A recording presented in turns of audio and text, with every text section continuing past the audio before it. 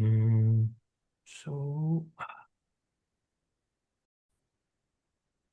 okay, good afternoon, everybody and colleagues, and welcome to the 64th edition of the Tourism Online Forum series here in the late June 30, 2026. And today we are very delighted to have you joining us for this session. And this online forum is hosted by the Center of Advanced Tourism Research, CATS, at Hokkaido University. And this is your host, Mo. I'm hosting this from Hiroshima, but it's for our audience from both Hiroshima and Hokkaido University. And it's a real honor to have Professor Ellen Yang, who will be sharing her recent research about applying gender X cultural perspective in tourism research. We look forward to learn from this insightful study and findings she has been exploring. And allow me to introduce Dr. Ellen, and she is an associate professor of tourism and the program director of a research study at Griffin University Business School and associate equality in tourism. Her research focuses on diversity, equality, and inclusion in tourism-related industries with a specialized interest in gender equality and inclusive research methods. And she also collaborated with the Tourism Australia, the Australian Department of Foreign Affairs and Trade, Asian Development Bank, ECPAT, and other organizations and government agencies on consultancy and capacity building project. And she recently led a digital capacity building project funded by the Australian government, reaching 100 women weavers and weaving entrepreneurs and establishing a network of 59 local trainers. And Elaine has published more than 55 journals, articles, and 5 books, including the Routledge Handbook of Gender in Tourism. And she has received multiple research and teaching awards, including the prestigious Council for Australasian Tourism and Hospitality Education Fellow Award. So before I give the floor to uh, Ellen Sanson and a few housekeeping notes before we begin. And this session is already recorded and will be uploaded on the CAT's YouTube channel for those who is wishing to revisit the lecture or translate it with subtitle in your preferred language. And we also encourage you to leave your questions and comments in the Q&A box below. And of course, welcome to raise up your hand and jump in to ask questions when the lecture is finished. And subtitle and captions are also available. You can consider to click it. So yeah, without further ado, let's allow Dr. Allen to start the session, and the floor is yours. Thank you so much, Mo, and thank you so much, Katz, for organizing these sessions. It is my privilege to speak about a topic that is very close to my heart. So today I will talk about applying gender intersecting with cultural perspective in tourism research. Now, before I begin, I would like to acknowledge the traditional custodians, Turrbal and Yagara peoples of the land on which I'm speaking today, and pay my respect to elders past and present, and extend that respect to all Aboriginal and Torres Islander people. And this acknowledgement is not just a formality that we do here in Australian University, but it is particularly meaningful for today's topic because it reminds us that knowledge is always situated. Knowledge is never neutral. What we know, whose knowledge counts, whose voices are heard, are all shaped by power, gender, history, and culture. And we will come back to this idea later when we discuss epistemic justice, which is a concept that we'll talk about later. Now, gotta put a plug in here. So I'm from Griffith University and specifically Griffith Institute for Tourism. And we are very proud to be the #1 tourism university in Australia, and we rank #4 in the world. So our institute have about more than 130 members, but they are coming from many different disciplines: technology, economics, urban planning, business, etc. What I want to say about this is that gender cuts across every aspect of tourism, from workforce to destinations planning to entrepreneurship to visitor experience. And therefore, understanding gender requires perspective and collaboration from multiple disciplines. And thank you, Mo, for the very detailed and kind introduction. So, just very quickly about me and the kind of work I do. So, I do a lot of work in DEI space, which includes diversity, equity, and inclusion. I also do work in visitor experience design, social impact, and my expertise is mainly in qualitative research, and particularly those creative arts-based innovative methods. And gender is my strong core. So I did my PhD on gender-related topics. Specifically, it is about solo female travelers, which I will talk a little bit more about that particular study later on in our presentations.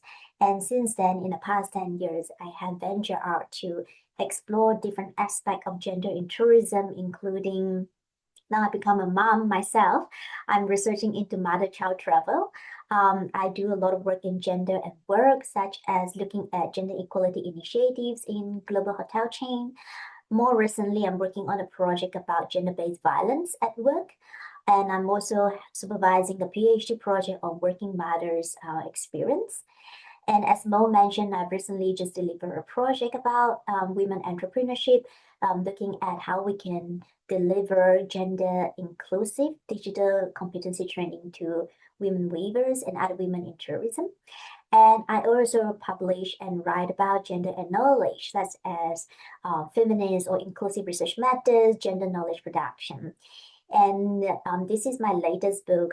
It is a handbook on gender in tourism. So a lot of the insights that I'll be cover in today's session draws on my collection of work from the past 10 years, and also from some of the insights that I have learned from the people, gender researchers, they come before me.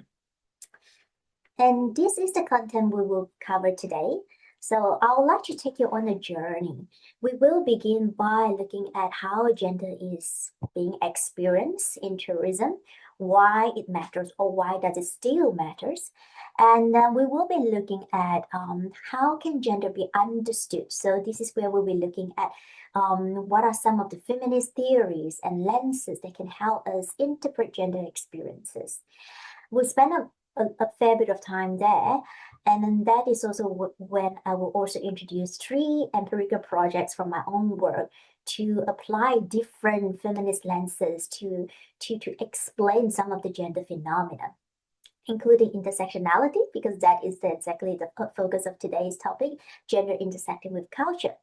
And we will spend a couple of minutes just briefly talking about researching gender, because that itself can be a standalone presentation on its own. So I'm just going to fly through rather quickly just to highlight a few, unconventional way or different way of thinking about researching gender. And I will close up the presentations to chart an agenda on how can we transform gender in tourism moving forward. Right, so I can see that there are, including myself, 15 people in the meeting, and there will be more people perhaps watching the recording later on. And I would like the sessions to be more interactive. So please, this is not the very formal kind of lecture. That's not my style. I would encourage you to ask any questions during the presentations. You don't have to wait until the end. You can just pop in any questions. I have the chat open up, and I will keep an eye and I will address it along the way. And at any point of time, if you feel like you would like to take the mic and ask the questions verbally, or there's a concept that I am explaining that you felt that it's I went by too quickly, you'd like to hear more about it, you'd like me to expand it further, feel free to just raise your hand, use the chat, and let me know. All right, let's begin then. So I would like to start the presentations by inviting everyone listening here to imagine a world where women can travel freely and safely, where men can take paternity leave without social penalty, without being judged by their companies, by their boss, by the society around them. And a world where care and work are shared equally between both genders. Wouldn't that be great? So these examples reflects how society organizes work, mobility, and family life. In other words, it reflects gender norms. And gender equality has become a global priority. And I believe we are very familiar with UN SDG by now, and one of the goals are dedicated to gender equality. And these are some of the key targets. It's about ending discriminations against women, ending violence, giving women's opportunity and for leadership, and also using technology to empower women. So all these are great, and they have also influenced a lot of the tourism research and policy that we see today. However, I have two critiques for this goal. Now, first of all, if you look at the wording, the focus has been on women's empowerment. What about men? What about diverse gender identities? The second questions I'd like to raise is, so far it has been focusing mainly on equal opportunities, right? If you look at point number 3. But equal opportunities does not necessarily lead to equal experiences. Now, I'd like you to sit with these two thoughts. We will come back to this later. Okay, let's do a reality check. So we've got a UN SDG Goal 5 aiming to achieve gender equality. But where are we now? How far are we from that vision? So on the slide here, I've got 4 options for you to guess from. The question is, how many years will it take to reach full gender equality globally? Now here, I'd like to see some engagement and to see whether you are with me. So I'd like you to use the chat to just simply enter your guess. A, less than 50 years. B, 50 to 99 years. C, 100 to 149 years. Or D, 150 to 200 years. A, B, C, or D. What do you think? Globally, how many years would it take? Right. D, okay. We have 2. Okay, most people say D. Cool. Any other answers, different answers? All right. So it seems that everyone in this chat here are quite skeptical about the current status of gender equality. You are right and wrong at the same time. Okay. So the correct answer is it will take 131 years globally. So the correct answer is C. But you are not wrong because you are in Asia Pacific region. And in Asia Pacific, including Japan, including where I was originally from, like in Malaysia, that's where I came from. It will take 189 years. So your guesses of D is not wrong. What does it say is that? Well, first of all, the elephant in the room, that's longer than any of us in this room are likely to live. And second, it tells us something important. Not only that progress is slow, but the gender equality is also uneven and deeply embedded in society. Think about the global average versus the regional average. Now, tourism as a sector, you may call it, as a field of study, it reflects many of these inequalities. Now, let's have a look at tourism, another quiz time. So what is the percentage of women employed in tourism? Let's have a guess. A, 20%, B, 36, C, 54, D, 70. What do you think? C, okay. We got some C, some D, B, D. Right, so we have a variety of guesses here. Let's review the answer. So globally, it is 54%. Now, there are a few of you say D. Again, you are not wrong because in certain countries, I'm not sure about statistics in Japan, but I know that in, say, there are destinations like Thailand and Indonesia and other destinations that highly rely on tourism. And in those developing countries, often the percentage is even much higher. It can easily goes up to 70%. So, but global average is 54%. So that indicates some sort of parity, right? So almost like half, and slightly more than half of the people employed in the sector are women.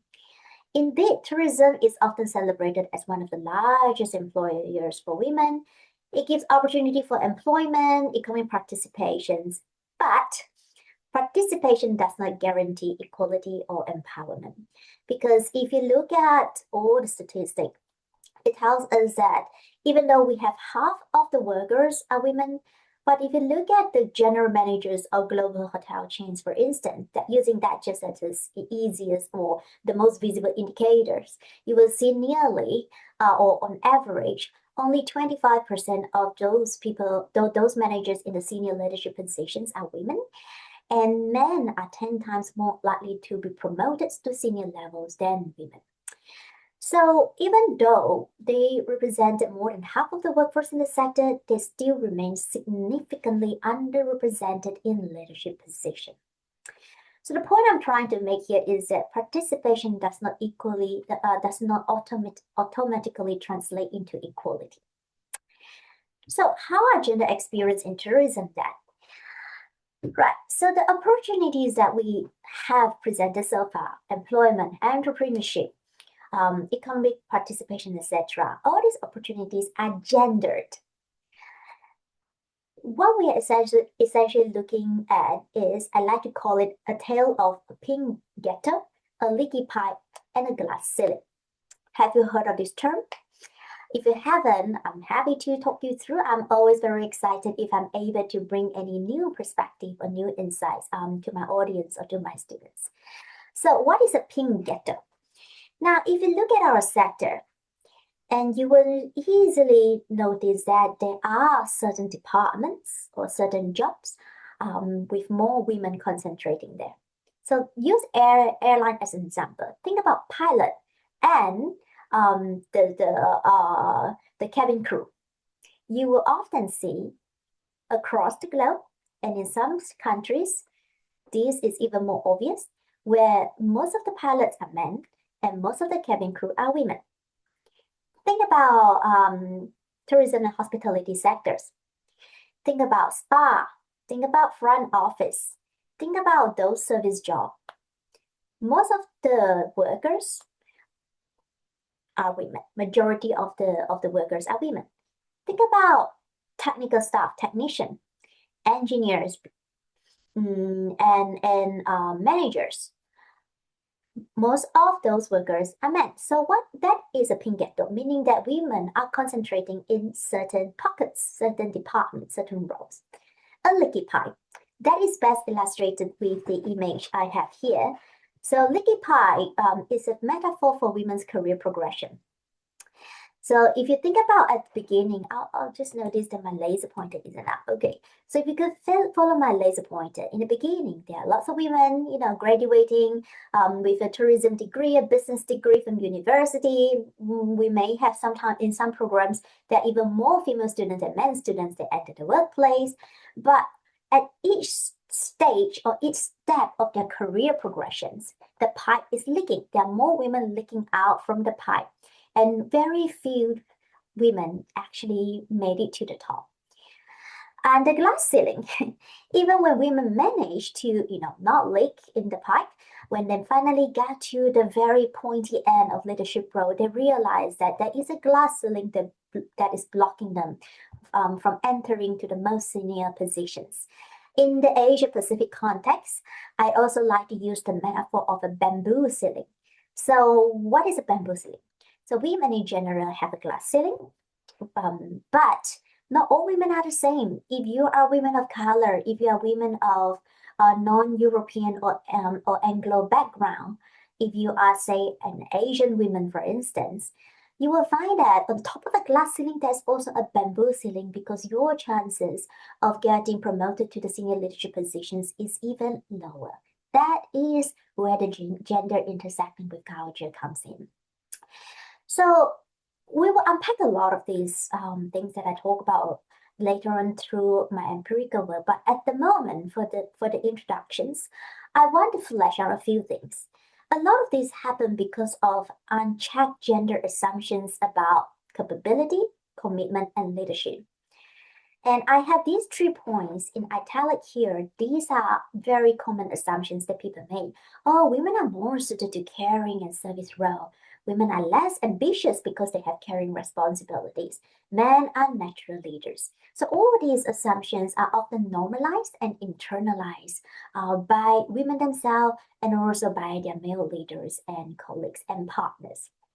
And the outcome is we have occupational segregation, horizontal segregation, where women are concentrated in pink ghettos, and vertical segregations, where women are concentrated in lower level of job, low paid, feminized casual positions. They are underrepresented, having lower credibility. Even they made it to leadership role, they often have lower credibility in authority. And for entrepreneurs, they have limited access to capital because the bank have these gender assumption. Women's business are less likely to be women are less likely to be growth oriented and therefore would affect the chances of getting financing. And also limited access to mentorship networks, etc. So that's one thing I'd like you to consider. Now, this structure inequality, they don't simply influence women's career opportunities. They also shape women's everyday experience in tourism, including the sense of vulnerability and safety. So that leads me to my next point here, to introduce how gender is experienced in tourism. One of the clearest examples is gender violence in tourism. So it is experienced at 2 levels. As workers, this is manifested as workplace harassment at work, and it is experienced by female travelers as well. Now, let's have a look at the workplace harassment. And oftentimes, I hesitated for a moment because this is just still very fresh. I just finished other collections about this topic. And oftentimes I heard from my participants that, when things happen, sexual harassment happened, they often brush it off as, just another bad day at work because it is normalized through service expectations of being friendly, being accommodating, or even harmless flirting or exploiting your sexuality is endorsed to enhance experience. And we see that this is changing. I definitely have to give recognition to that. This is changing in our sector. But if you think about 10, 15 years ago, the uniform of, let's say, airlines cabin crew, what is the uniform that women wear? Or think about, I used to work in hotels, a 5-star hotel as well. The requirement for women to wear certain uniforms, the high heels, the makeups, and all these are part of how tourism workforce are being gendered and rely on women's aesthetic performance and emotional labor as well. So on the screen here, you see that there's an image there. It is an actual ads for an airline that's having a promotion. And if you look at it without thinking about it, without, just look at it, there's a 50% off, but without really thinking about what kind of image are they using and what message does it deliver.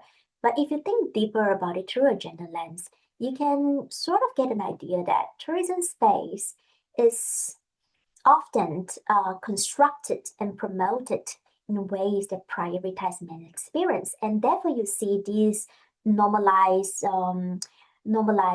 perception about harassment at work. It's just flirting. It's just part of. It's harmless flirting. Is just part of the job, and that leads to this silencing culture. People don't unable to perceive that this is not okay, or when they feel this is not okay, they try to talk to the managers who may not understand or dismiss their reports, or people don't report because of job security. Now, if tourism space is gender and sexualized and promoting men's or privileged men's experience, at least historically that is the case, and it's still to some extent in certain destination, you can still feel it quite strongly, whereas in others things have changed. But these translate into travel safety concerns when women travel in an unfamiliar space. They often find themselves either getting unwanted gaze, unsolicited attention, catcalling, stranger harassment to, in some cases, gender-based violence that we've seen occasionally on the news. And these safety concerns shape women's mobility choice, where they can go, even though may go to the same destination as men, which streets they feel safe walking down, and at what time do they feel safe walking down is different.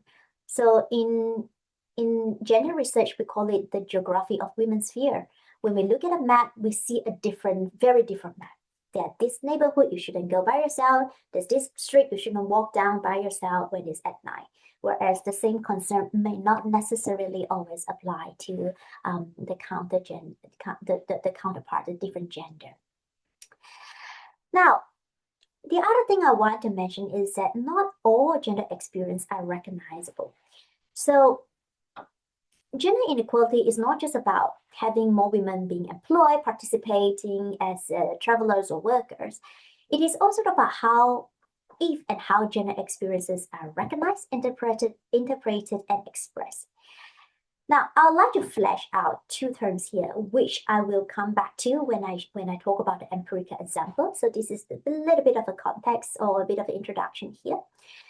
So some injustice remains invisible because it is not that it doesn't exist, but because of the epistemic injustice that prevent it being expressed.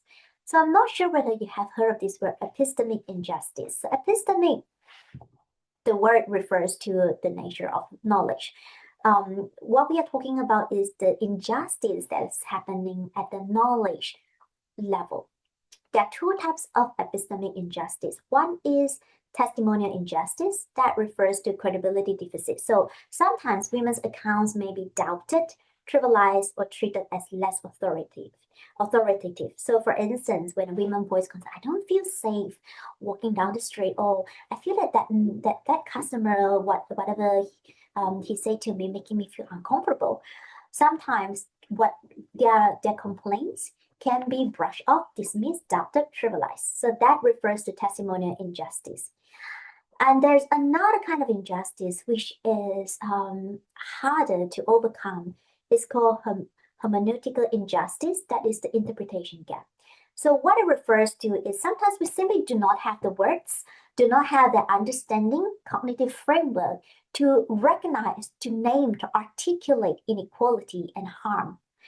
And that leads to internalization, normalization, or misrecognition of injustice. So, for instance, like I was trying to think of an example.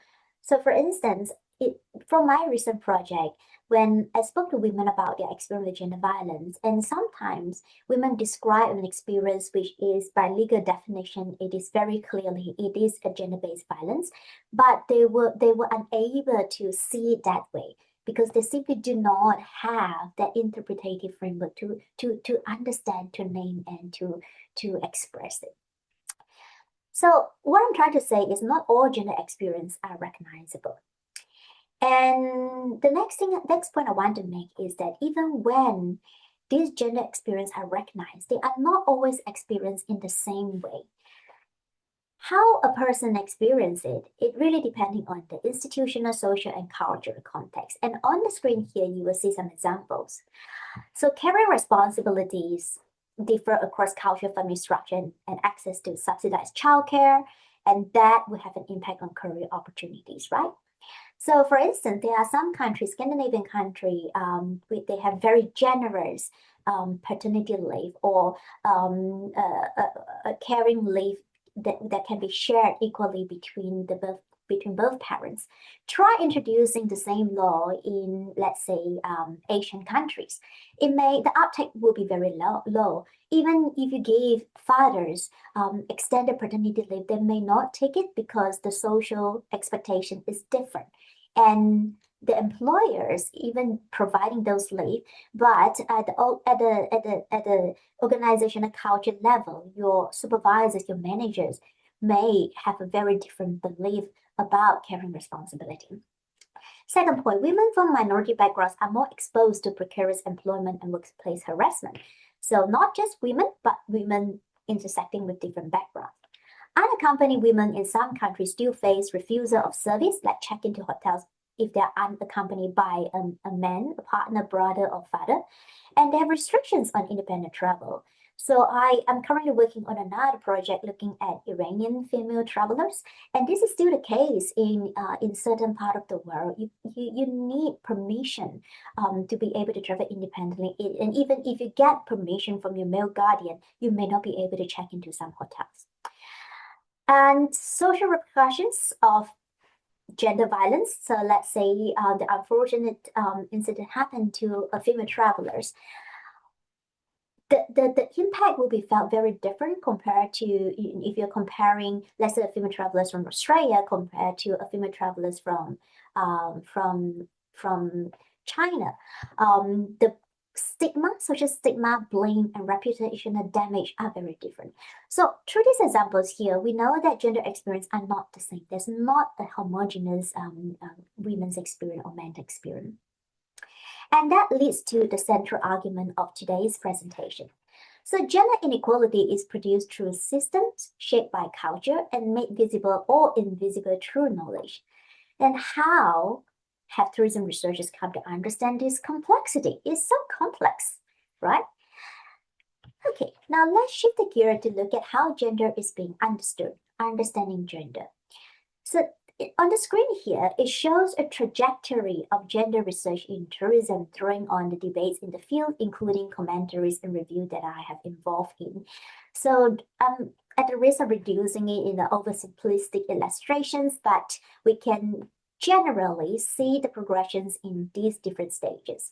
In the beginning, when the first tourism journal was introduced or was established in the 1970s, and in the first 20 years, we see there are very few gender-related study. And when there are a few occasional articles, it is more about trying to make visible women's experience, employment, and participation.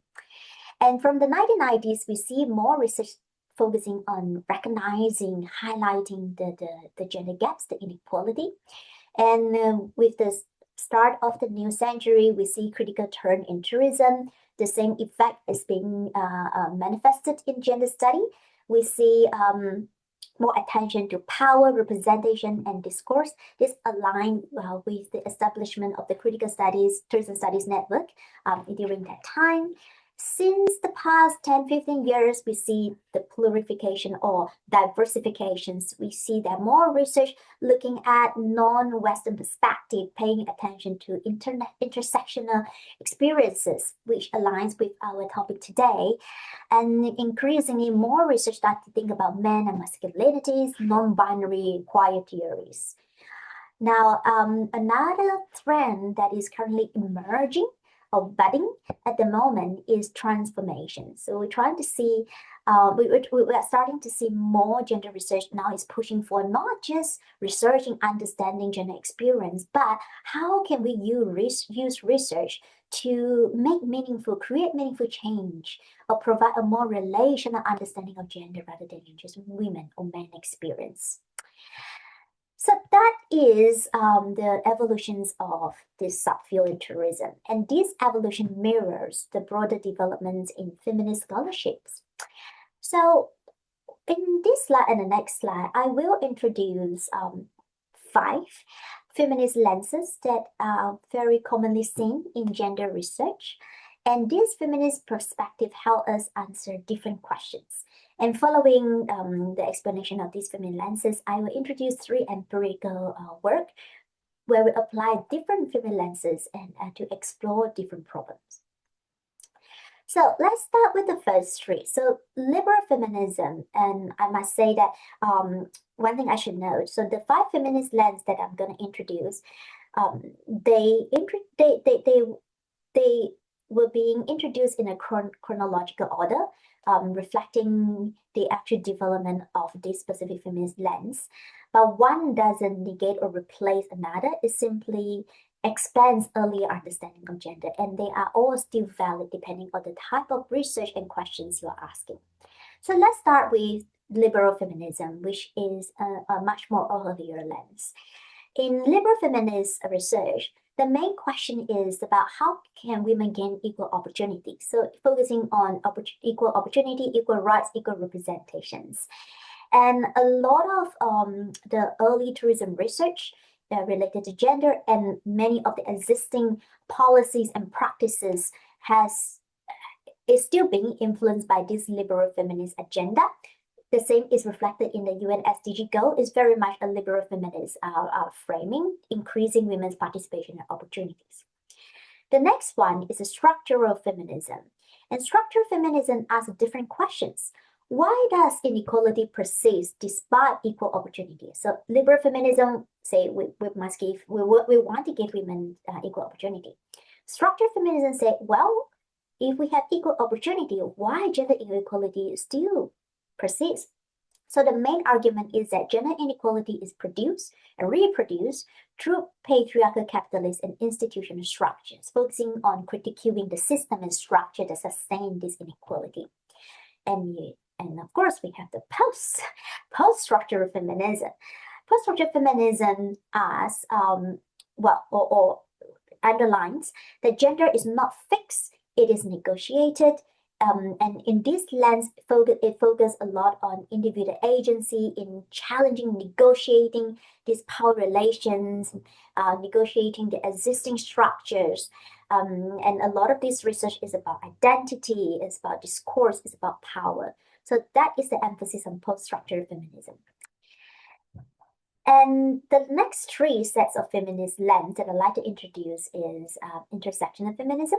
So intersectional feminism emphasizes that women's experience is not homogeneous. Gender is inseparable from our other social identities, our culture, race, class, sexuality, disability, age, and other intersecting system of privilege and oppression. We also have post-colonial feminism. Post-colonial feminism asks, whose assumption about gender dominate? And it's trying to identify or critique how colonial histories and global power shape gender ideals. So one example would be when we think about beauty ideals. Okay, so whose beauty ideals are we prioritizing? And are we it's trying to critique the universalizations of Western feminism and Western ideals about independence and empowerment, and trying to unpack or review these foregrounding colonial power relations. Now, decolonial feminism take one step further from critique to challenge, not just about critiquing, trying to unveil all these power relationships that is in place, but decolonial feminism want to challenge the coloniality of knowledge by centering different ways of knowing, centering indigenous way of knowing, global South epistemology.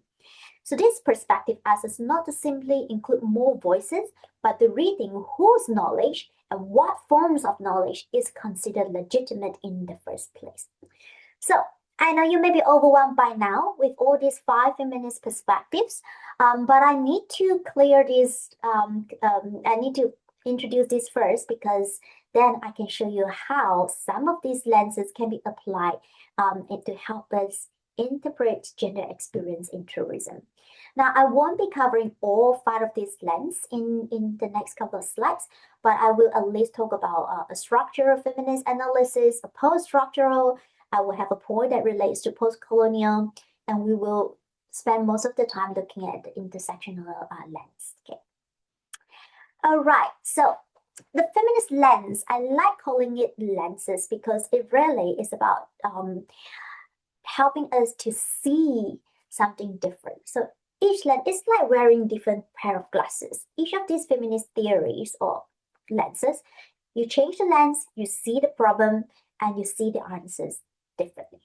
So let's try it out and see what happens when we apply them to interpret tourism experience. So I have 3 empirical examples that I'd like to talk you through, and they were all drawn from my own collection of work, whether it is my work or my students' work. They are coming from multiple projects, but I summarize it into 3 main sort of work. So the first empirical example I'd like to talk about is gender equality in global hotels. So here's a bit of the context here. So many hotel groups like Accor, Marriott, they all have diversity policies, equal opportunity statements, anti-harassment training. Despite all this, gender inequality still persists. All the statistic, all the survey, all the report shows that while we are still having a huge gender pay gap or an underrepresentation of women in leadership positions, sexual harassment still persists. So what is going wrong here? Why organizations' commitment has not translated into gender equality? And to answer that questions, I suggest using a structured feminist lens to try to understand why gender inequality persists despite the commitment for equality. So through this lens, or through this pair of glasses, it helped us shift the focus from saying that, oh, there are fewer women in the leadership position because it's personal choice. It shifts from that narrative to looking at how organizational system reproduce inequality. So using this lens, we were able to uncover that there are at least three ways that gender inequality is reproduced in the organization system. The first one is legitimizing inequality.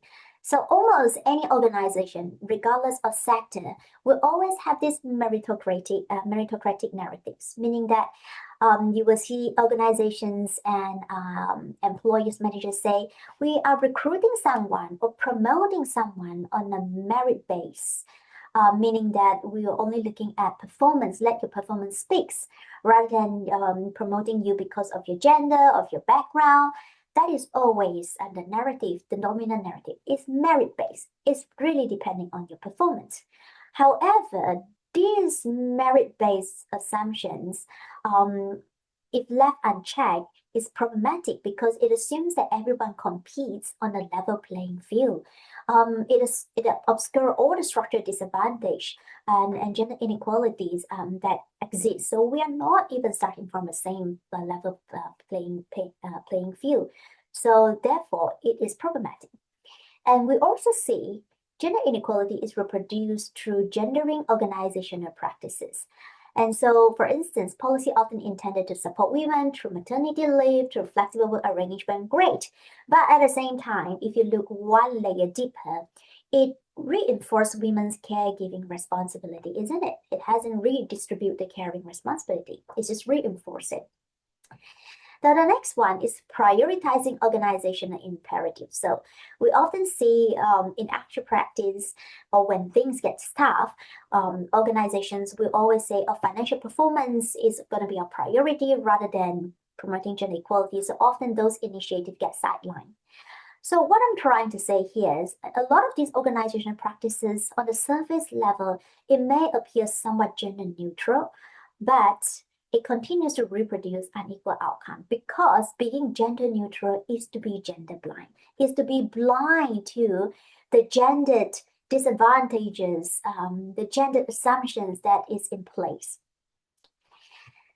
Now, structural feminism helps us understand how organizational system reproduces inequality, but this raises another question.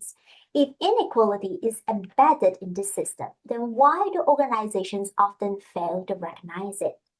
So in my study, when we interview all these top management leaders from the global hotel chain, and many of these organizational actors, they genuinely believe gender equality had been largely achieved because they have the policies. And again, they emphasize promotion was merit-based. And they often justify saying that we haven't received many serious complaints. So therefore, there's no problem. They believe that they have achieved organizational justice. However, seeing no inequality is not the same as achieving equality. I'll repeat that again. I'd like you to sit with this. Seeing no inequality is not the same as achieving equality.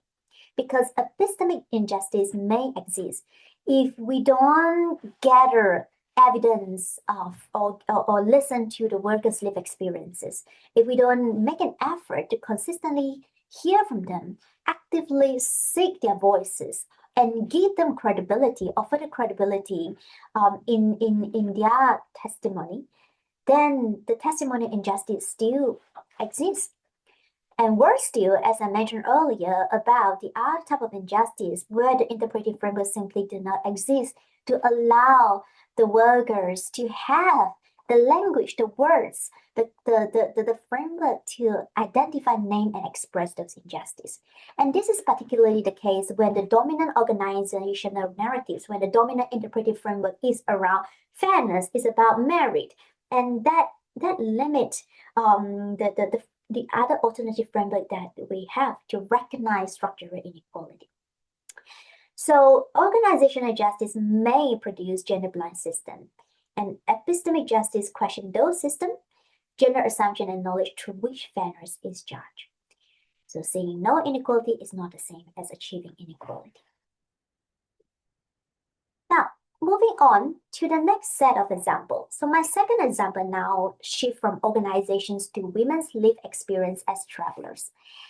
And it draws on two sets of my study. One is on Asian solo female travelers. The other one is on mother-child travel in the Chinese context. So this set of study asks, how does women gain empowerment through travel? Now, at a first glance, these two projects seem to be very different forms of travel. One appears to represent independence and freedom, the other one centers on caregiving, but they both ask the same question. How does empowerment actually look like? What does empowerment actually look like through travel? Now, the interesting thing is, as I highlighted on the slide here, it's my list pointer, alone. So when we did a project about mother-child travel in China, the words that our participants use is, I travel alone with my child, even though they are with their child, but they see that as a form of independent travel and they use the words alone. So both study is about the framing of travel alone. It doesn't matter, what matters is how they perceive the aloneness. It doesn't matter the actual number of people or party during the trip. But there are some similarities and differences in these two studies. One is freedom from family roles, that's for solo female travelers. Mother-child travel is freedom within motherhood, where they don't have to chat with the fathers, take care of another adult's needs. There's some freedom within motherhood. One is to escape domestic expectation. One is to renegotiate domestic expectation. One is about individual autonomy. The other one is about relational autonomy. Now, what I want to say with this study is to apply a feminist lens. This time, we're going to change our structural feminist glasses to a post-structural feminist lens. And we are going to look at not the system, not the structure, but how empowerment is a result of negotiations and performance.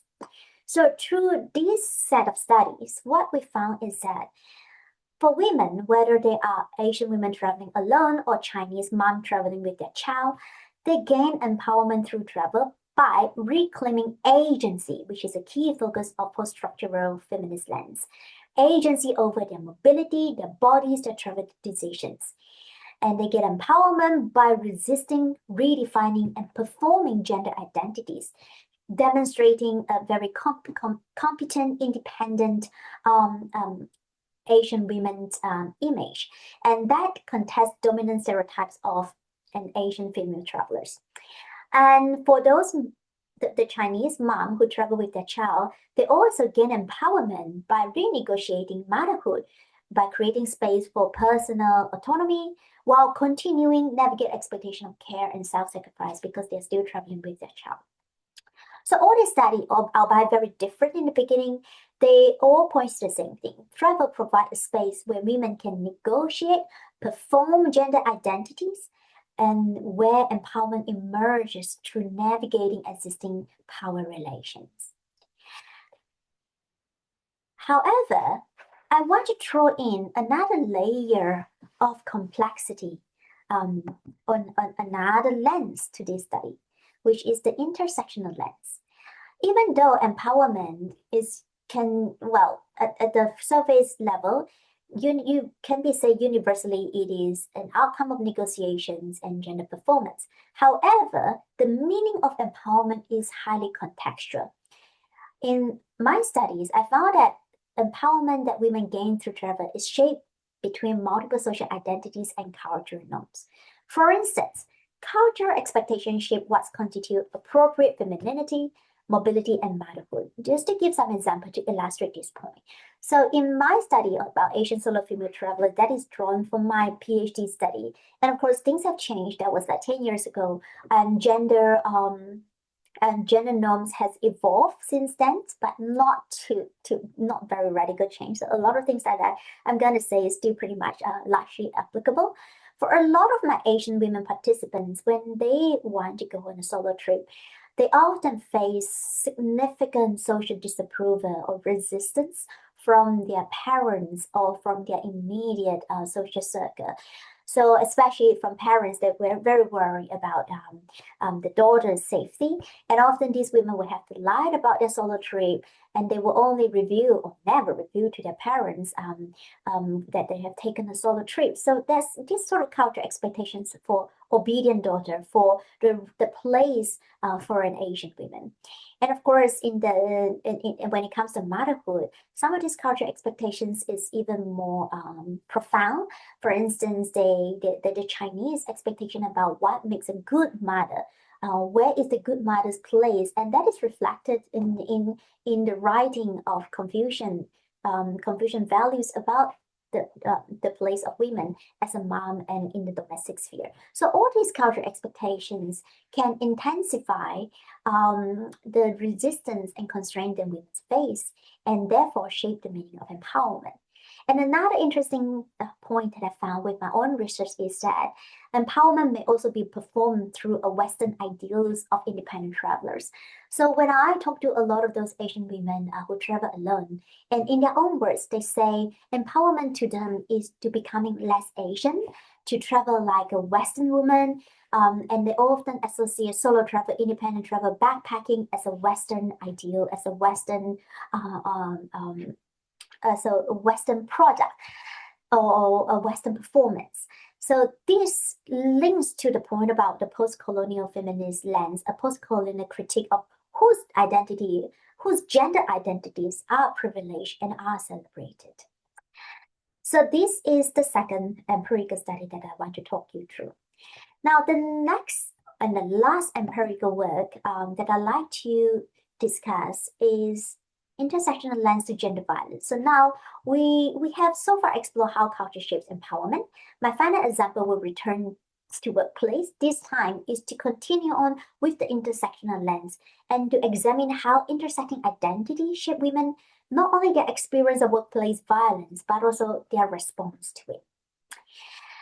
So this draws on a project that I'm currently working on, and the project focusing on women of color. So not just any women, but we look at women of color that including migrant women, women from a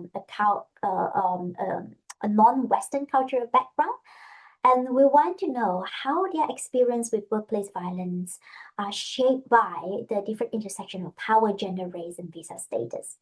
So, for instance, our finding shows that gender violence is compounded by the race, the ethnicity, migration status, and their employment status, whether they have a full-time, part-time, casual contract. And a lot of these women of color are coming from a collective cultural background, and therefore they have these cultural norms around harmony, respect for authority, and keeping the peace, not making trouble. And that shape women's immediate response of silence, not reporting violence. And also the power gap between the customer and these women. The customer is always right, and these customer service norms can discourage reporting and resistance. And last but not least, because I did the study in Australia, and being a migrant countries, we have a lot of workers on temporary visa. So meaning that they have visa insecurity and the fear of dismissal, losing their job, losing their visa sponsorship, and also there's very limited representations of women of color in the leadership positions that has constrained reporting. So all these are not surprising. You probably expect this finding. And that is not the main thing that I want to mention in this third example here. What I want to highlight a foreground is how the participants imagine the safer workplaces. So this is their experience, but then I asked them, so what change you would like to see to make your workplace safer? What kind of things, initiative you want your organization to provide? Instead of telling me all these managerial responses, managerial practices, what they want is not policy, not procedure, not another training, not another initiative. All these women of color participants that I spoke with, when I asked them what would make them feel safer, they say love, care, respect, unity. So basically, their responses is all about ethics of care. So this seems very simple and may not seem very managerial like, but if we don't dismiss it and we try to think where does it come from, and we use a feminist lens to think about it, it actually comes from this idea of a feminist ethics of care. And if you understand it through this lens, what they say about love, care, respect, and unity become highly significant. So feminist ethics of care, let me just take one step back to explain what exactly is that. It is not a feminist lenses or the feminist theories that I introduced earlier. And it is not a mainstream feminist perspective, let me put it that way, not like structural, post-structural feminism.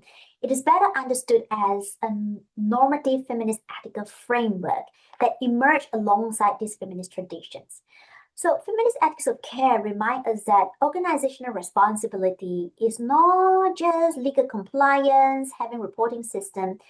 It centers relationship in organizations. How organization can create relational care that values workers' well-being, that foster trust and mutual responsibility, not just when things happen, but in everyday interactions. How can we be supportive to make the workplace culture where people feel safe, respected, and heard? So it offers very different perspective from the very performance-driven, metric-driven managerial responses that are historically associated with Western and masculine values. And it offers something valid here that is important. And this is what those affected women tell us what they need. And I approach it with curiosity, and I feel that the feminist ethics of care is not only one part of the story, because I'm talking to a lot of these women who are coming from African background, global South background, and their words, the narratives, the discourse of love, it really makes me very curious because in a topic of violence, one would not expect love would be the main response that women want to see. Violence, but what they want to see is love. So when the participants speak about love, it actually reflects a very culturally situated perspective that resonates with bell hooks. I'm not sure if any of you are familiar with bell hooks. Bell hooks is a very prominent Black feminist, and she wrote a book about love, which is I didn't expect. I know about this book. I just didn't expect that love will become a dominant narrative in my study here, in the findings here. So I went back and read this book, and then I started to understand where my participants coming from. Remember, a lot of them coming from African background, and global South background, and they use very similar way of understanding love, not as romantic love, but as an ethical practice grounded in care, respect, responsibility, a commitment to justice, a relational way of organizing workplace and community, and a radical approach to social change when other interventions fail. Because policy failed, the legal compliance failed, it didn't stop workplace harassment and violence from happening. So my participants, the women of color, they express this ethic of care through the cultural values of collective well-being, mutual support, unity, belonging, and harmony. And what I've learned a lot from this project. And what I've learned the most from this project is that gender experience, and in this case, care and love, is not a universal concept. And it is not interpreted the same way everywhere. Rather, understanding of gender experience are culturally situated and shaped by different way of knowing. And it highlights the value of plural epistemologies in understanding care, justice, gender equality, organizational responsibility. And that is why gender intersecting with culture matters. If we only rely on Western managerial legal frameworks, we risk overlooking this culturally grounded understanding of what safe and supportive workplace should look like.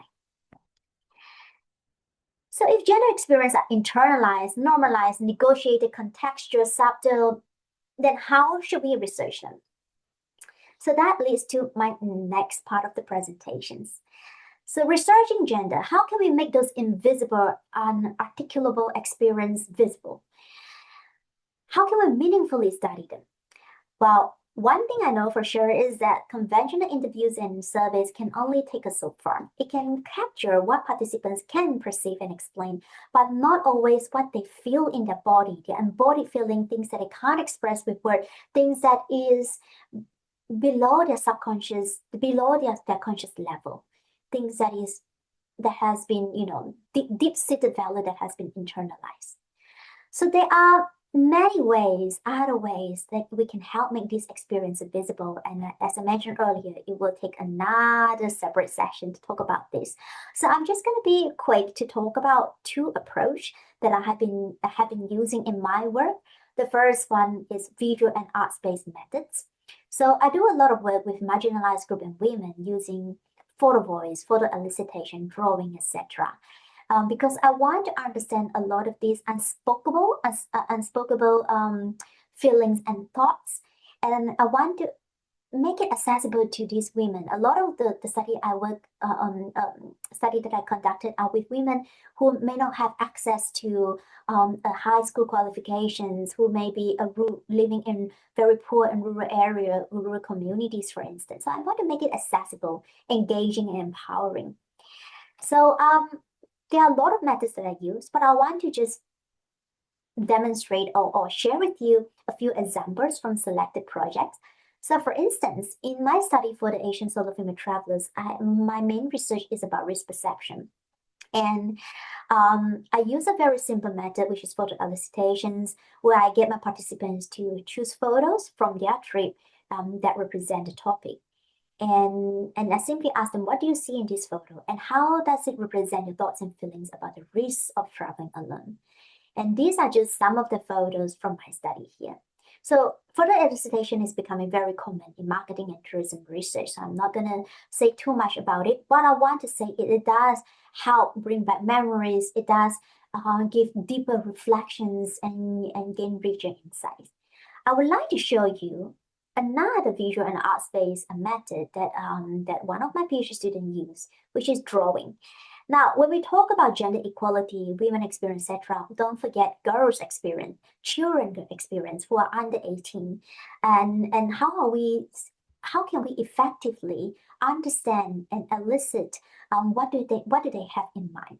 So in this example, what you're seeing on the screen here is a drawing by a little girl in Cambodia, and my student wants to know the impact of tourism on these children.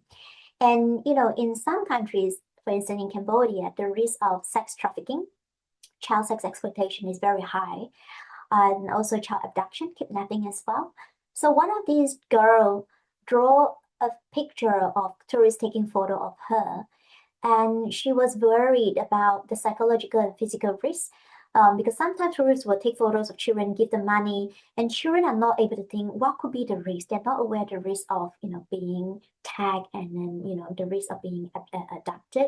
And now in the era of deepfake and AI and what's not, the risk of being taken an image of is even higher. So to elicit this, you can't just go to those young girls and ask them. It is not something that can be easily expressed or identified, but it is a deeper fear that they have, that they feel in their body. So we use drawing, and through drawing, and drawing is not just, analyzing drawing is not just based on whatever we think. There are a huge body of literature, psychology literature that help us analyze the psychological elements of drawing. For instance, putting legs together, and in this case, which is what we're seeing in this example here, Drawing legs together shows the concern about sexual attack, and that is indeed reflected in the girl's account there. And for instance, these are some drawing, and you can see, I'll just give in the interest of time, mindful that my speech is getting very long, but almost towards the end, I promise. So for instance, if you look at this drawing here, the kids draw tourists, which we have full features, whereas they draw themselves in the matchstick forms, and it has a psychological explanations.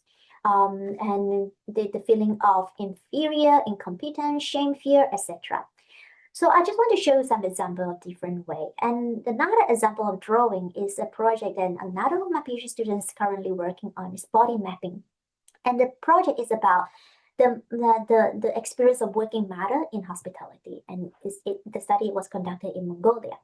So this sort of study is very embodied. There are a lot of feelings that working moms feel, the tired, the exhaustions, the conflicting emotions and thoughts they have. And so we use this body mapping where women draw their body outline on a large piece of paper, and then they get up from the floor and they look at their body as if they have this out-of-body experience, and to really reflect on where did they feel the pain, where did they feel the tears, where did they feel the joy, and where are all these feelings, where does all this feeling means. So this is a really powerful example of embodied method. The last set of methods that I want to mention is participatory feminist methods. Like I said, there are lots of methods we can use. Remember the example that I shared earlier about women of colors and gender violence. For that project, we use a participatory feminist methods because the topic is about sexual harassment. It's about workplace violence. And it can be very traumatic for people who have experienced that. And as a researcher, it is a political and ethical choice to use a method that not to be exploitative and not to re-traumatize my participants. So we choose a vignettes interview. We create vignettes and vignettes of workplace violence. And we don't ask the participant their experience with violence. That has been already well established. We want to know what could be done differently. What meaningful change can we contribute? So we ask them to explore the vignettes, and we ask them to suggest things that can be done differently by the managers and the organizations. It is a trauma-informed approach, and because we are dealing with women of color, so when we develop the vignettes and questions, we want to ensure it's culturally sensitive. So we partner with a nonprofit community groups that represent these women, and all the protocols and all the scenarios was co-designed, co-developed with them to ensure that it is culturally sensitive, it is trauma-informed. So we use that to explore perspective without reliving personal trauma. And more importantly, it is participatory in a sense that we are not just interested in experience, but we are more interested in co-creating change solutions with people who have been affected by this the risk of gender violence. So this is just a very short presentation about methods. Now, as I'm wrapping up the presentations, I would like to pose this question here. So how can tourism research move beyond understanding gender experience to creating meaningful change? To answer that questions, I would like to show you an illustrations. So what you're seeing on screen here is the reality that we have and the aspiration that we want to achieve. Remember, at the beginning of my presentations, we imagine a world where everyone could participate equally. So how should that world look like? So using a baseball game as an example, the reality that we have at the moment, if you can follow my laser pointer here, this is the reality. Some people have better view, can see the game better. There are some people who can't see the game at all because there is this fence. These fence are all these inequalities, systemic inequalities that we have. And oftentimes we say inequality in our narrative of equality, we refer to giving everyone equal opportunity, right? We see that a lot. Let's give men and women equal opportunity. However, equal opportunity does not always lead to the equal outcome, because there are people who have a better starting point, who are taller. There are people who have structural disadvantages, who are simply shorter and unable to see the game. A better way of framing it is equity. Equity means that everyone gets the support they need, and this support may be different. It may be different for the person in the middle, it may be different for the person on the far right here. And if everyone gets the support they need, even though the support may be different for different people, it may produce equity. But what I want to invite you to think here is, what about justice? Changing this framing of equality to justice, where we take down the fence altogether, where everyone can see the game without support, without accommodation, because the cause of inequality has been addressed. So I'd like you to think about this.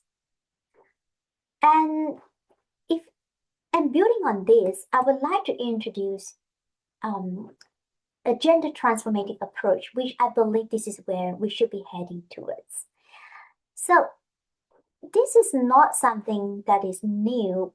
It has been around in the international development field, but we haven't seen much of that in tourism studies. So if you look at the gender equality agenda or gender agenda in the international development, in the beginning it's discriminatory, right? Women cannot vote, cannot work, etc. But then we see starting to have equal opportunity. We have went through the phase where we're trying to be gender neutral, gender blind, ignore gender in the initiative, assuming that this is how equality should look like, just give everyone exactly the same thing.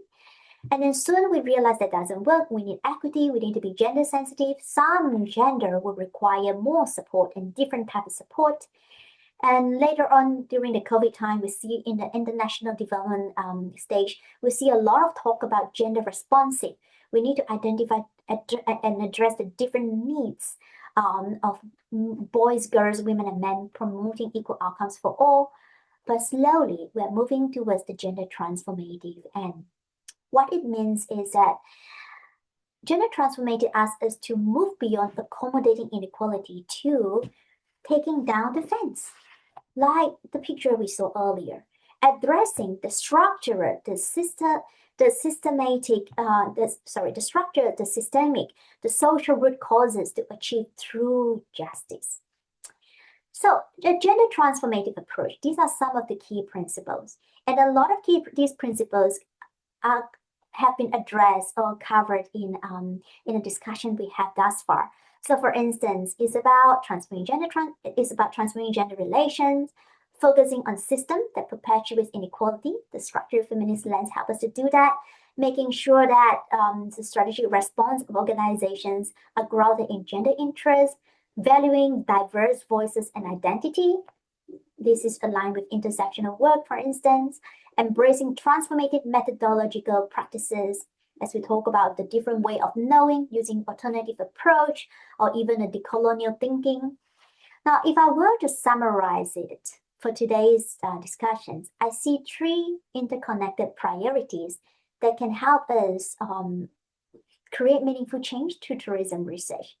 The first one is to transform system by continuously addressing organizational, social, and cultural barriers that reproduce gender inequality in the first place. The second is to transform knowledge by centering diverse voices, value different ways of knowing, local epistemologies, continue to develop creative, inclusive methods that make previously invisible experiences visible. And the third is to transform practice by embedding gender across not just policy, organizational strategies, educations, and workforce development. It moves beyond isolated initiative towards a more genuine gender mainstreaming across different systems. So I would like to finish with this one final reflection here. So throughout today's presentations, I focus primarily on women's experience, which is something that I need to reflect on and be critical about. My work mainly is about women empowerment. But I want to really highlight that gender equality or gender research in tourism is not just about women, documenting women's experience. It's about understanding how system reproducing gender opportunities, how culture shapes meanings, identities, and practices, and how knowledge determines whose experience are recognized, whose remain invisible. So I'd like to invite you to think about how tourism research can move beyond describing inequality towards transforming the system knowledge practice that sustain it, and how can our research contribute to more just and inclusive futures. Last but not least, I have to say that today's presentations represent a very small part of the breadth of gender research in our field. We haven't had time to talk about women entrepreneurs, host community, masculinities, LGBTQIA+, or even other important areas. But I do hope that today's sessions provide a starting point or a foundation for continuing those conversations. Thank you very much. And these are some of the references that I've used to develop the presentation, including a references of my work that was mentioned. And this is where you can contact me, my email, my LinkedIn, and my institutional website. Thank you very much. Wonderful. Wow, it's mind-blowing, I think. And now we are looking forward for question and comments to come in. Yeah, thank you very much. I really enjoyed it. It's like a systematic review of gender study in tourism. So I might start with a very general questions. So particularly for Asian Pacific region and tourism study, since we have a lot of students here, do you have any advice and attention we must put on what kind of topic, any suggestion for future topic which student can actually follow and the current direction for our research students, PhD students to follow? Yes, sure. First of Mm, all, Asia Pacific is a broad region. We must mm, acknowledge that, and there are very different gender realities, different parts of the world. mm, But one thing I will suggest is, apart from intersectionality, and I would suggest our students to look at decolonial feminism, which is going to be a very fruitful avenue of research that hasn't had much being done. A lot of mm, decolonial feminism has been done in the United States context mm, with the Black feminist scholars and writings. But I think there's a lot of opportunity there, given that, especially in the Asian regions, we have such rich culture, different way of knowing things, and oftentimes we like to apply Western knowledge and Western theories to explain things that's happening in our region, and oftentimes it was unable to give a full picture, or it's not very, not fully effective in understanding the nuances. So how can we use local way of knowing, local ways of beliefs to make sense of the gender experience? Because the gender experience are shaped by the social and cultural context. So I think that would be mm. one avenue for students to consider. Oh, lovely. We have a question from Helen. Maybe I can allow you to talk. Maybe better you talk with Ellen in person. First, hello. Hello, do you hear me all right? Yes. Yes. Okay. Thank you very much, Professor, for your insightful lecture. Listening to it, I have a question on, the point of having women's more active participation in tourism field, especially in relation to what you later on pointed about justice. So Hmm. the first point of my question is that, do you think this relatively higher number of participation of women in tourism is coming from their initial interest in the field, original interest in the field, or is it actually shaped by other structural or societal factors of women having less opportunities, for example, in other sectors that Hmm. are more difficult, like politics or as other senior business positions, as you mentioned? And the second part Absolutely. of my question is that if that is the case, then to what extent can we really define this concept as women's involvement and empowerment? Hmm. Excellent. Thank Such you. great questions. Well, I think you're absolutely right there. Why there are more women in tourism? Because tourism job offer a lower entry barrier. right? Right. Now, of course, for a lot of students have a university degree, but there are a lot of jobs in tourism sector that doesn't really need a qualifications. Part-time job, the very frontline or rank job. And so, and apart from the pink ghetto, there's another term you may consider pink collar job. So have you heard of this word pink collar job? So there are certain sectors like caring sectors, nursing, teacher, tourism, hospitality. These are pink collar jobs. There are more women concentrating there because it is more about caring for people. Now the problem with that is that care work, all sort of care work, whether it is cleaning, caretaking, cooking, unless you're a celebrity chef, they're often very much underpaid. Why they're underpaid? Because they are unpaid at home. When a job is unpaid at home, when it become a professional career, it is often undervalued and underpaid. It is a bigger structural issue, and it's not just tourism. It cuts across many other female-dominated sector. Now, what was the second part of the question again? So yeah, if that is the case, then to what extent is this really, in a broader aspect, it's really about women's empowerment and not as an alternative choice because of other limitations that they have? Very big questions there. So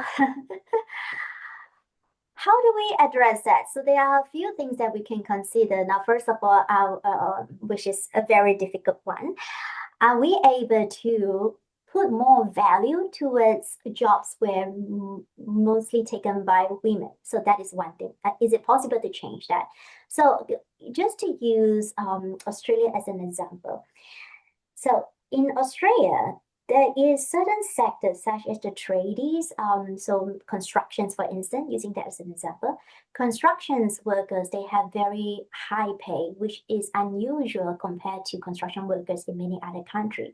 And they were able to achieve that because they have very strong men and strong union to advocate for that. So it's not unachievable, but if you think about sector as a whole, to what extent are we able, thinking about the very small margin that businesses are making, are we able to increase significantly the value and wages of the work? It is a very complicated part.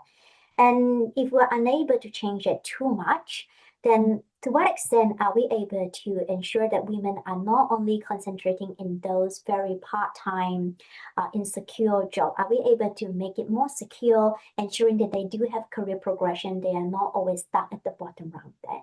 So there are a few things that needs to be considered, but it is not an issue that can be easily solved, and therefore we need more research. And we need more research, not just us doing research, but we need to involve multiple stakeholders, organization leaders, union workers, policymakers to come together and find a way. So how can we improve the livelihood and experience of women? So yes, I'm afraid I won't be able to answer fully your questions, but I hope it gives you some directions to think about how can we approach this topic. And also don't forget about the automation that is coming our way.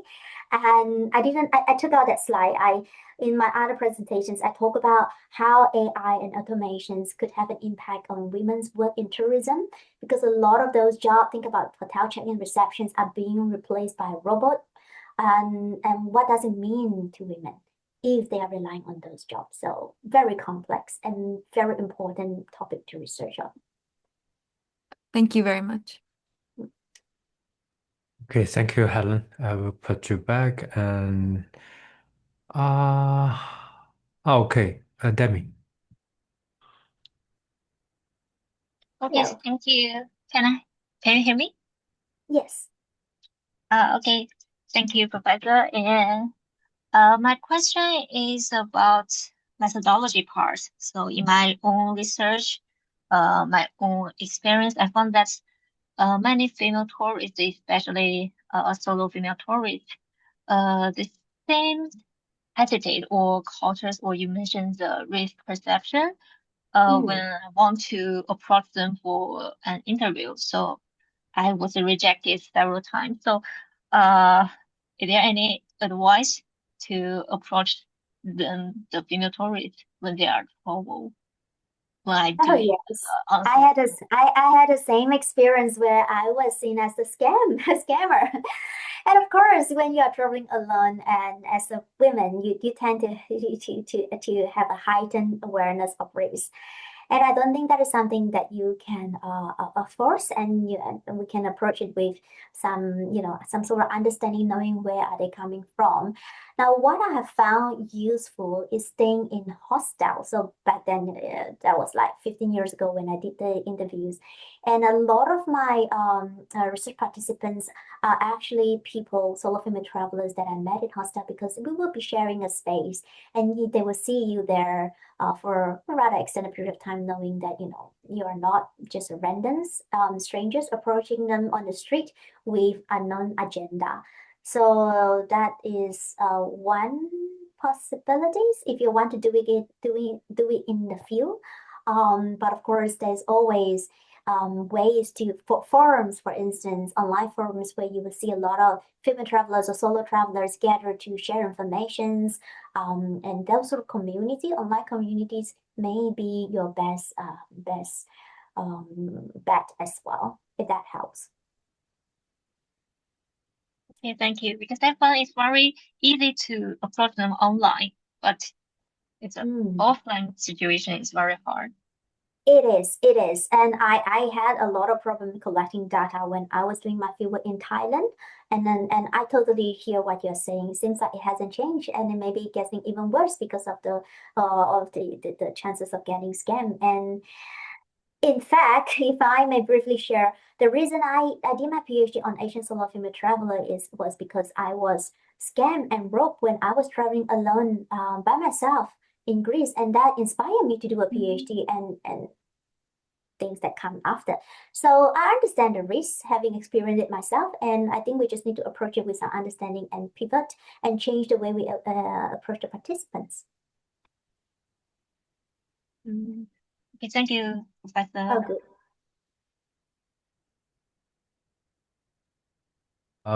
Okay, thank you, Demi. I can put it back, but if you want to ask question again, I can bring it back. Professor Longfei, I think, our old friend, thank you very much. So, thanks for the mini sharing session. So I have a question because, if I may. So because I just come back from a cosplay event field work this weekend in Hokkaido. So I found out Japan is trying really hard to provide this kind of a kawaii kind of culture, and it's highly related to Sexualized as femininity. well.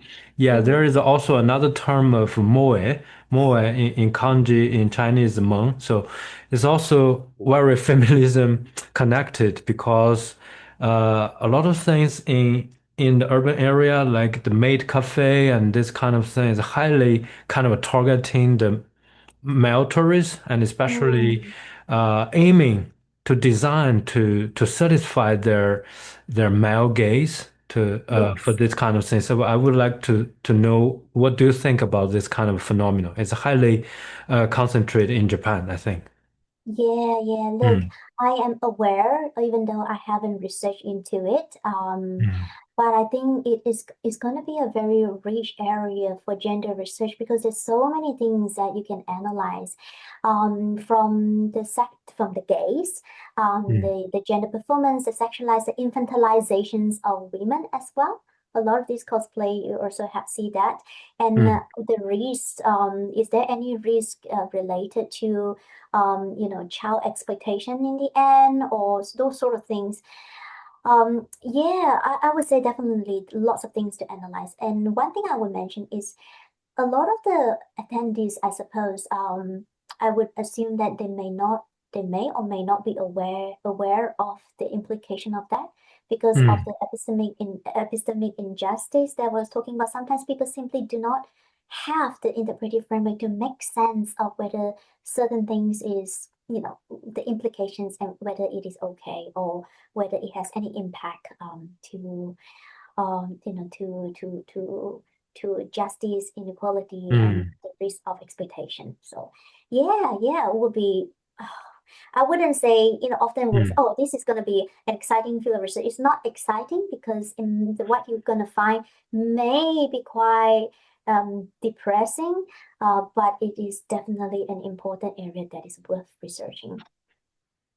Yeah, thank you. I believe Asian Pacific region still has a lot of potential to work more on this topic, like you demonstrate on your graph. Is we takes more years compared with the other region in the world to catch up. So yeah. And with that technology, a lot of the risk, gender risk that we see in tourism has become even more complex.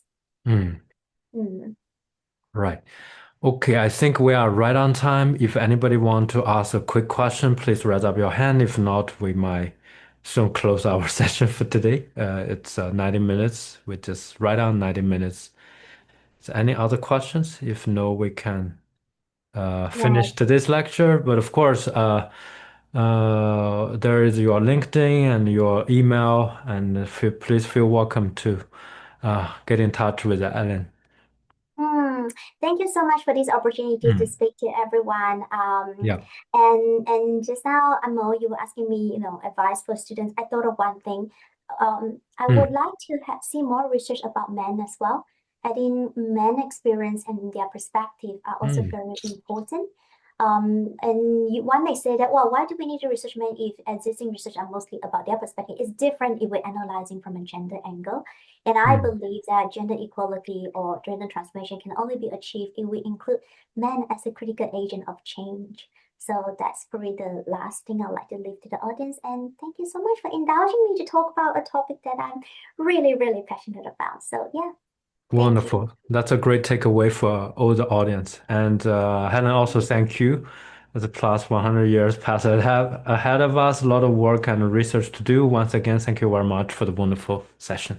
Thank And you. have a rest of the great day and evening for everybody from all over part of the world. And thank you very much. Looking forward to meet everybody next session. And also looking forward to meet you in person in TTRA conference in Hokkaido this first coming December.